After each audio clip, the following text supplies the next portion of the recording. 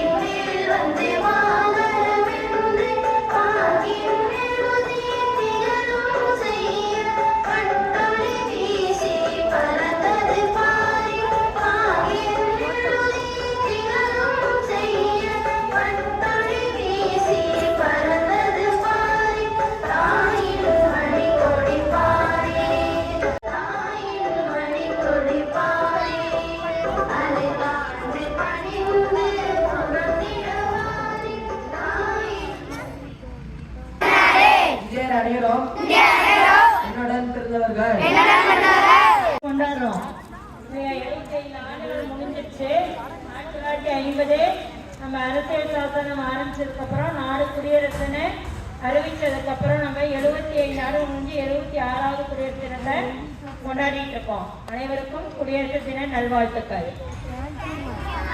நம்ம இந்த தடவை ரொம்ப சிம்பிளா வெறும் ஓட்ட போட்டிகள் மட்டும் வச்சு முடிச்சிட்டோம் இல்லையா? என்னன்னா பரீட்சை இருந்துச்சு, கிளாஸு, ட்ரைனிங் எல்லாம் இருந்ததுனால முடிச்சிட்டோம். மறுபடியும் அடுத்த முறை நம்ம செய்யும் போது இன்னும் சிறப்பாக செய்யலாம். ஒரு சில வார்த்தைகள் அண்ணா பேசுவோம்.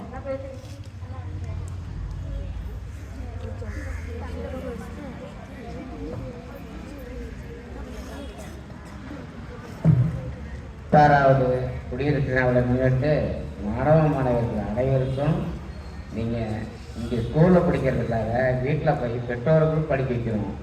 அப்போ தான் உங்களுக்கு ஒரு மனப்பாடம் இருக்கும். இந்த ஸ்கூலில் எல்லாம் ஒன்று போட்டு நீங்கள் நியாயம் பேசுவீங்க, டீச்சர்ஸ் எவ்வளோ கேட்க மாட்டீங்க. ஏன்னா இதெல்லாம் நான் ஸ்கூலில் அது அந்த மாதிரி நடந்துக்கிட்டேன். பெற்றோரும் கொஞ்சம் படித்து உங்களுக்கு படிக்க கொடுக்கணும். அதனால் ஒவ்வொரு குடியரசு நேரத்தும் நீங்கள் பெற்றோர்கள்னா கலந்துக்கணும். பிள்ளைங்க அப்போ தான் ஒரு ஆர்வமாக வந்து கலந்துக்குங்க. எல்லாம் படிக்கணும். மாணவர்கள் எல்லாம் சிறப்பாக படிக்கணும்.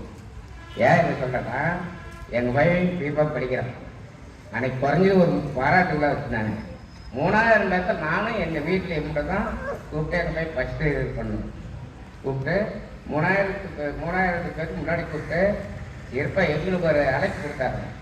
அது மாதிரி உங்களுக்கும் ஒவ்வொரு பெற்றோர்கள் வந்து கலந்துக்கணும் எல்லாத்துலேயும். இல்லை நீங்களும் நல்லா படிப்பீங்க, அவங்களுக்கும் ஒரு சந்தோஷமாக இருக்கும். இதை ஒரே இதோட முடிச்சுக்கணும்.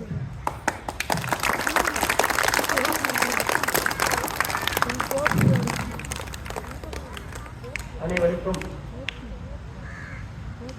26வது குடியரசு தின நல்வாழ்த்துக்கள்.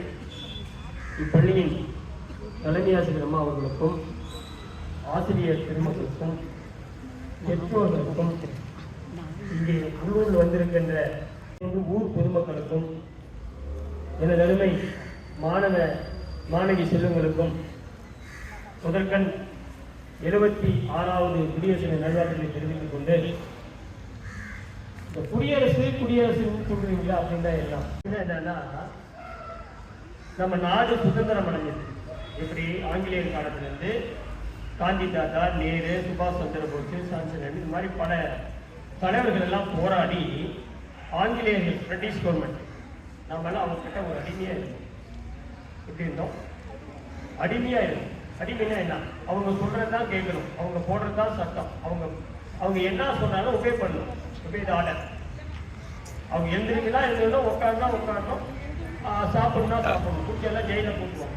அப்படி அடிமையா இருந்தவரை நம்ம சுதந்திரமாக்கி நாடை வந்து குடியரசாக்கணும். மக்களே மக்கள் ஆட்சி செய்யணும். நம்ம சுதந்திரமா இருக்கிறபடி மக்களே மக்கள் ஆட்சி செய்யணும். குடியரசு எங்களுடைய நாடு, நாங்க தனி நாடு, தனி எங்களுடைய கொள்கை அப்படின்னு சொல்லி இப்ப நம்ம ஒரு சட்டத்தை போட்டு நாமளே சுதந்திரமா இருக்கலாம். சுதந்திரமா போகலாம், சுதந்திரமா வரலாம், நம்ம படிக்கலாம், வேலைக்கு போகலாம், நம்மளுடைய மக்கள் நம்ம நாட்டிலே நம்மளுடைய அதிகாரத்தை பயன்படுத்திக்கலாம். எல்லாரும் சுதந்திரமா குடியரசு சட்டத்தை வந்து ஏற்றுனாங்க. இன்னைக்கு வந்து இந்த குடியரசு தின விழாவை அங்கே டெல்லியில பாராளுமன்றத்தில் வந்து குடியரசு பள்ளி கட்டியதுல நம்மளுடைய குடியரசுத் தலைவர் திரௌபதி முர்முன்னு சொல்லி அப்படின்னு சொல்லி அந்த அம்மா அவங்க இன்னைக்கு தலைமையை ஏற்றிருக்காங்க. டெல்லியில யார் ஏற்றிருக்காங்க? குடியரசுடைய தலைவர் திரௌபதி முர்மு அப்படின்னு சொல்லி அந்த அம்மா நம்ம குடியரசு தேசிய கொடியை ஏற்றி அவங்களுக்கெல்லாம் இன்னைக்கு வந்து இந்தியா முழுவதும் எல்லா பள்ளி கல்விகளிலும், அலுவலகங்களிலும், அரசு அலுவலகங்களிலும், பிரைவேட் காலேஜ், கல்லூரி, அரசு அலுவலகங்கள், நாட்டில் இருக்கிற அத்தனை ஆபீஸ் அலுவலகங்களும் இந்த கொடியை ஏற்றி, தேசிய கொடியை ஏற்றி எல்லாரும் மரியாதை செஞ்சிருக்காங்க. இந்த தேசிய கொடி அவ்வளவு ஒரு உன்னதமானது, புனிதமானது. ஏன்னா தேசிய கொடியை வந்து அதை நீங்க கையில வச்சிருக்க இந்த தேசிய கொடி வந்து எல்லாரும் போற்றத்தக்கது, மதிக்கத்தக்கது. நீங்க சும்மா நினைக்கிறது முவர்ண கொடி வந்து எல்லோரும் நாடே தலை வணங்கக்கூடியதுதான் இந்த தேசிய கொடி. அப்படி அந்த நாள்ல இந்த குடியரசுல வந்து நம்ம குடி உரிமையை வாங்கி, சட்டத்தை வாங்கி நாம் எல்லாம் இன்னைக்கு சுதந்திரமா ஆட்சி நம்மளே வந்து மக்களே மக்களாக தேர்ந்தெடுக்கப்பட்டு ஆட்சி நடத்திட்டு இருக்கிறோம். அதே மாதிரி நம்ம தமிழகத்துல மாநிலத்துக்கு தமிழக முதலமைச்சர் அவர் மு.க. ஸ்டாலின் அவர்கள் நம்ம தேசிய கொடி ஏற்றி என்ன அவங்க தலைமை செயலகத்துல இங்க ஏற்றிருக்காங்க. அதே மாதிரி நம்ம கவர்னர் ரவிச்சந்திரன் அவர்களும் குடியரசு தின கொடி ஏற்றிருக்காங்க. இப்படி இந்த குடியரசு தின கொடியை நம்ம ஏன் ஏற்றுறோம்னா, நம்ம பள்ளியிலையும் நம்ம சுதந்திர குடியரசை வந்து கொண்டாடுறோம். அந்த வகையில இந்த தேசிய கொடியை நம்ம ஏற்றுறோம். எப்பவுமே பிரேயர் காலுக்கு வரும்போது நீங்க எல்லோரும் அந்த தேசிய கொடிக்கு தலை வணங்கணும். ஏன்னா நாட்டில் இருக்கிற அத்தனை அதிகாரிகளும் அவ்வளவு அலுவலர்களும் இந்த நாட்டுக்கு இருக்கிற பாடுபட்டவங்க அவங்கள நினைவா இந்த நம்ம தேசிய கொடியை சுதந்திரம் வந்து குடியரசு ஆனது நினைவா நம்ம வந்து தன வழங்கும் போது நம்ம பள்ளியில நம்ம தினந்தோறும் இந்த தேசிய கொடி நம்ம ஏற்ற போது எல்லோரும் கை கட்டி கை நீட்டி நம்ம அதுதான் தலை வழங்கணும் அப்படின்னு கேட்டுக்கிறேன். அதே மாதிரி ஒவ்வொரு ஆண்டும் இந்த பள்ளியினுடைய வளர்ச்சிக்காக இங்க உறுதுணையா வந்திருக்கின்ற மாணவிகளை நம்ம முன்னாள் மாணவர்களையும் இந்த நேரத்துல பாராட்டுறதோடு, அதே மாதிரி இங்க பள்ளிக்கு வந்திருக்கின்ற நமது பெற்றோர்களையும் இந்த நேரத்துல நாங்க பாராட்டுகிறோம். நம்ம இவர் பூபதி அவர் சொன்ன மாதிரி பெற்றோர்கள் வந்து வருகிறதே கம்மியாது. நீங்க எல்லாம் வரணும். ஏன்னா உங்க குழந்தைங்க நம்ம பள்ளி அப்படின்னு நினைங்க, நம்ம குழந்தைங்க நம்ம பிள்ளைங்க படிக்கிறது நாமளும் போகணும்னு சொல்லி வரணும். ரைட்டுங்களா? நீங்க எல்லாம் குழந்தைங்கெல்லாம் நல்லா படிச்சு சமுதாயத்துல உயர்ந்த நிலையை அடையணும். ஒரு நீதான் சொல்றேன், என்ன பண்ணணும், நம்ம வந்து கல்வி என்னை எழுத்தறிந்தவர் இறைவன் ஆவார். அதனால தினந்தோறும் நாம் எழுந்திரிச்சு குடிச்சுட்டு நம்மளுடைய காலை கடனை செஞ்சுட்டு இறைவனை வணங்கி, யாரை வணங்கணும்? மாதா, பிதா, குரு, தெய்வம்.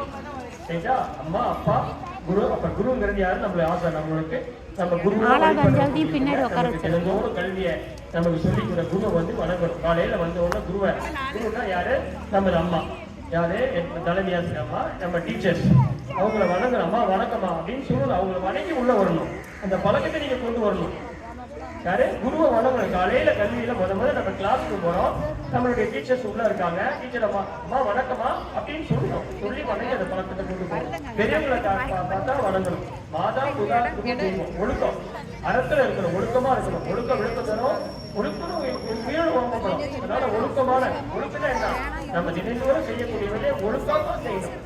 தினந்தோறும் காலையில தெரிக்கணும், போகணும், குளிக்கணும், தலை வாரணும், பல் வளர்க்கணும், காலை கடன்லாம் முடிக்கணும். நாம அன்னாடம் இங்க பள்ளிக்கூடத்துல என்ன பாடம் நடத்துறாங்களோ அந்த பாடத்தை நம்ம கை கால் மூஞ்சி அலைஞ்சிட்டு உட்காந்து கல்விக்கு நம்ம இறைவனை வழங்குற மாதிரி கல்வி வணங்கி படிக்கணும். அப்பதான் அந்த கல்வி ஏறும். ஏன்னா அந்த கல்வி இன்னைக்கு உலகத்துல எல்லோரும் கல்விக்கு எல்லா அரசு எல்லாமே இப்ப கல்விக்காக நிறைய மானியங்களை கொடுத்துட்டு இருக்காங்க. ஸ்காலர்ஷிப் நிறைய கொடுத்து படிக்க வைக்கிறாங்க. அவங்களே படிக்கிற பிள்ளைங்களை அவங்களே ஏற்று கல்வியை படிக்கிறாங்க. நல்லா பார்க்க நிறைய டிவியில கூட காட்டுறாங்க. ஏழை மாணவர்கள்லாம் எடுத்து ஊக்குவிச்சு படிக்கிறாங்க. நல்ல திறமையை உங்களுக்கு படிக்கணும். எந்தெந்த திறமையை பாட்டு போட்டு, கவிதை போட்டு, கட்டுரை போட்டு, ஓட்ட பாட்டு, என்ன உங்களுக்கு திறமை இருக்குது அந்த நம்ம கல்வியினுடைய திறமை இருக்குது. ஓவிய போட்டியில் திறமை இருக்குது, கவிதை இருக்குது, கட்டுரை இருக்குது. என்ன உங்களுக்கு ஸ்போர்ட்ஸ் விளையாடுவேன், செஸ் விளையாடுவேன் மாதிரி இருக்குது. எந்த ஆர்வமா இருக்குதோ அதை நீங்க சொல்லி அந்த திறமையை ஊக்குவிச்சு கீழே கொண்டு போகும்போது கவர்மெண்ட் அது நிறைய மானியத்தை ஊக்குவிக்கும். அதனால இந்த நல்ல நாள்ல எல்லாரும் நல்ல படிச்சு சமுதாயத்துல உயர்ந்த நிலை அடையும் சொல்லி நீங்க குளிர்ந்திருக்கிற அத்தனை நல்ல உள்ளவங்களுக்கும் நன்றி பாராட்டி விடைபெறுகிறேன். நன்றி. குடியரசு தின பாடல்